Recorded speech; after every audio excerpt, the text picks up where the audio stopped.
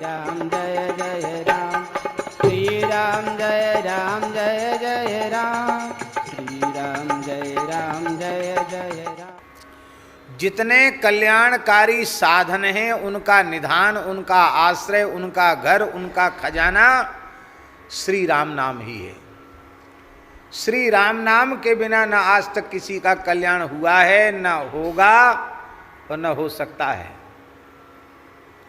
क्योंकि विनय पत्रिका में गोस्वामी जी कहते हैं, श्री राम नाम गति राम नाम मति राम नाम अनुरागी, होए गए जे हो ही गे आगे तेई गनियत बड़ भागी। आज तक किसी का कल्याण नहीं हुआ है। कल्याणकारी जितने भी साधन वेदादि शास्त्रों में कहे गए हैं, यदि नाम विमुख व्यक्ति कल्याणकारी साधनों का आश्रय ले तो उस नाम विमुख जीव का वे कल्याणकारी साधन भी कल्याण नहीं कर सकते। और किसी कठोर साधन का आश्रय न लिया हो, अत्यंत सहज सरल सुगम सर्वोपरि केवल और केवल श्री राम नाम का आश्रय किसी ने ले रखा हो, तो उस भाग्यशाली जीव के कल्याण में संदेह है ही नहीं, क्योंकि समस्त प्रकार के कल्याणों का खजाना श्री राम नाम है।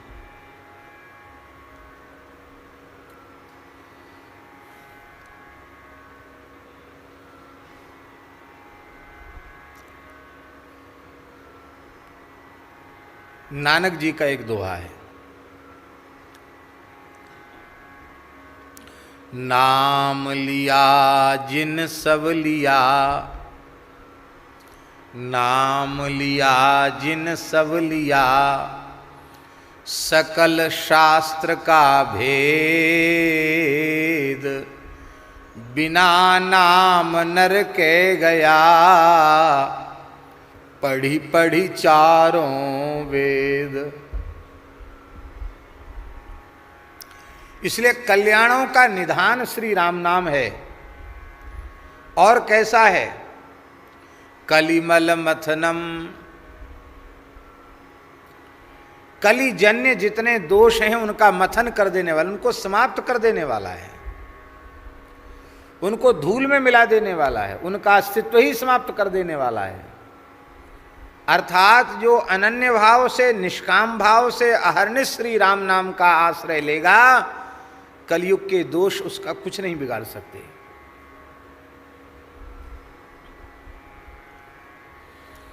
इसी मलुक पीठ में एक संत आए थे,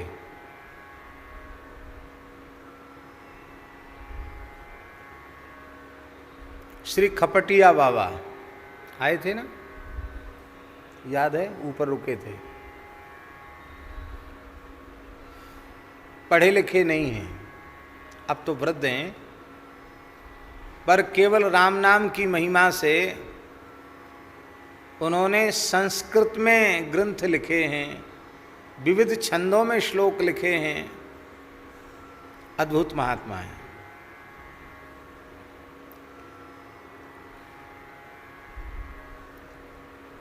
आज भी हजारों लाखों लोग उनकी प्रेरणा से नाम जप कर रहे हैं, ऐसे संत हैं। यहाँ संभवतः 3-4 दिन थे वो, हैं? यहाँ उन्होंने सत्संग भी कराया था।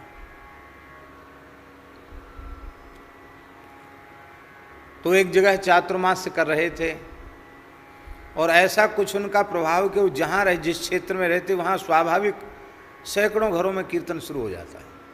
ऐसा कुछ दिव्य प्रभाव है।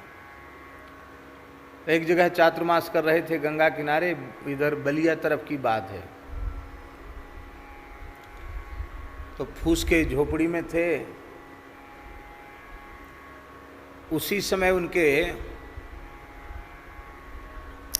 कुटिया में एक भयंकर काला काला पुरुष, जिसके शरीर के रोयां मोटे मोटे, जो सुई होती न सूजा, काले लोहे के, ऐसे मोटे मोटे रोयां थे। बड़ी भयंकर आकृति थी। अकस्मात उनकी पर्णकुटी में वह पुरुष प्रकट हो गया। सिर नीचे था, आँख पलक नीचे की ओर थे, आँख उठा के नहीं देख पा रहा था। उसने कहा बाबा जी यहाँ से भाग जाओ, बीच चातुर्मास में यहाँ से भाग जाओ, यहाँ मत रहो। उन्होंने कहा तुम कौन हो? बोले मैं कलयुग हूँ, इस युग का अधिष्ठाता हूँ।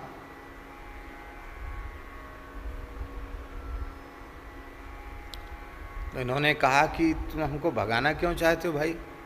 हमने तो आपका कुछ बिगाड़ा नहीं, आप हमको क्यों भगाना चाहते हो? उसने कहा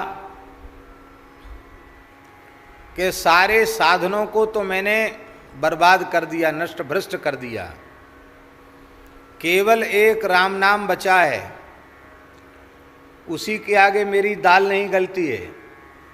और तुम जहाँ रहते हो सबको राम राम कराते हो, तो मुझे जितने क्षेत्र में राम नाम का जप, राम नाम का कीर्तन होता है, उस क्षेत्र को छोड़कर मुझे भागना पड़ता है। तो हमारे पीछे पड़े हो तुम, इसलिए अब यहाँ से भाग जाओ।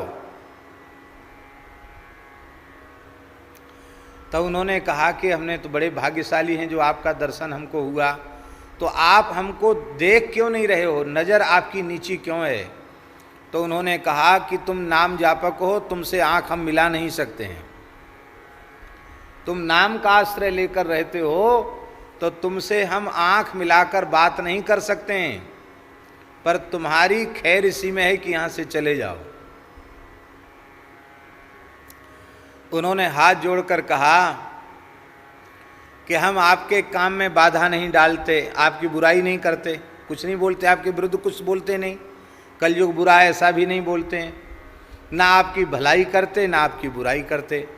हम तो साधु हैं, राम राम करना हमारा स्वभाव है, हमारा धर्म है, हम अपने काम में लगे हैं, आप अपने काम में लगो। ऐसा कहकर उन्होंने सिर झुकाकर प्रणाम किया। कलयुग चला गया, बाबा जी वहाँ से नहीं गए। उसके बाद से उनको कहीं कोई उपद्रव आया ही नहीं।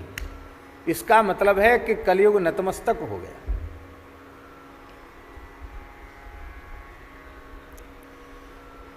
केवल केवल राम नाम में, हरि नाम में, भगवान नाम में ही ऐसी सामर्थ्य है जो कली के समस्त दोषों को वह समाप्त कर सकता है, और किसी साधन में इतना बल नहीं है।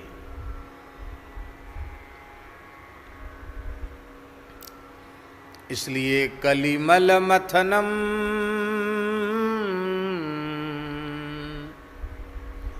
कली के संपूर्ण मल का, दोषों का मथन कर देने वाला है, कलिजन्य दोषों को सर्वथा समाप्त कर देने वाला है। पावनम पावनानाम, पावनानाम पावनम, जो पवित्र हो चुके हैं उनको ही पवित्र करने वाला राम नाम है। ध्यान दें, कहना यह चाहिए था कि जो परम अपावन हैं, अपवित्र हैं, उनको श्री राम नाम पवित्र कर देता है, ये कहना चाहिए था। भाई अपावन को पावन करे तब तो विशेषता, और पावन को ही परम पावन, पावन को ही पावन बनावे तो उसमें क्या वैशिष्ट्य है? नहीं, इसी में वैशिष्ट्य है। इसका आशय है कि श्री राम नाम अपावन को तो पावन करता ही है, जो पावन हो चुके हैं, योग यज्ञ जप तप मख होम स्वाध्याय तीर्थाटन वेद शास्त्रादि का पारायण आदि आदि पवित्र साधन करके जो पवित्र हो चुके हैं, निष्पाप हो चुके हैं, उनको भी नाम पवित्र करता है। इसका आशय क्या है? इसका आशय ये है कि इन पवित्र वैदिक साधनों को करके जो पवित्र हो चुके हैं, उनके जीवन में पुनः कोई अपावनता नहीं आवेगी।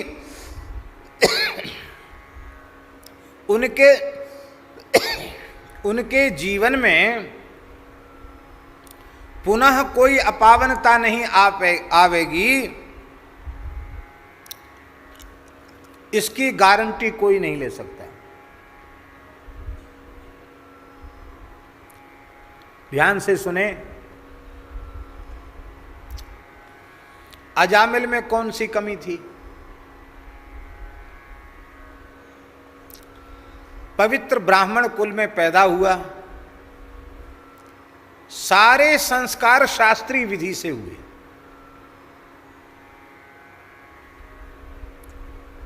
गर्भाधान से लेकर उपनयन संस्कार तक और उपनयन संस्कार से लेकर समावर्तन और विवाह संस्कार तक सारे संस्कार शास्त्र विधि से हुए।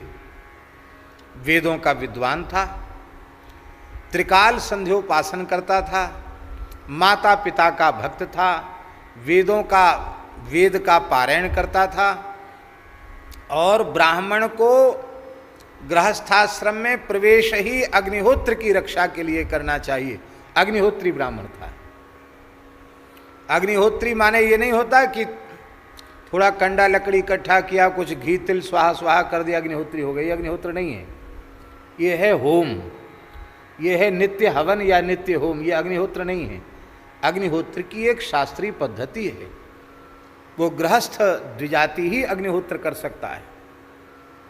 बड़े दुर्भाग्य की बात है कि इस समय अग्निहोत्र विलुप्त प्राय हो रहा है, जो धर्म का मूल है।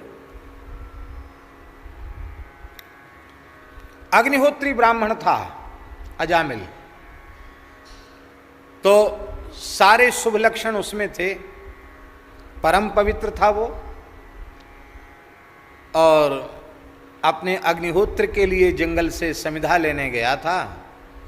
वहीं कुछ नाच गान देख लिया और उस अश्लील गीत को सुनकर के, अश्लील दृश्य को देख करके उसके मन में विकृति आ गई और उसका पतन हो गया।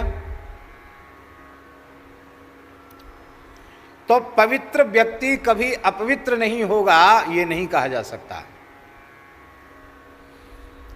साधनों में पवित्र करने की सामर्थ्य तो है, पर वह कभी अपवित्र नहीं होगा, यह जिम्मेवारी लेने की सामर्थ्य उनमें नहीं है। पवित्र करने की सामर्थ्य और फिर कभी उन्हें अपावनता छू नहीं सकेगी, ऐसी सामर्थ्य यदि किसी में है तो केवल और केवल एकमात्र श्री राम नाम में।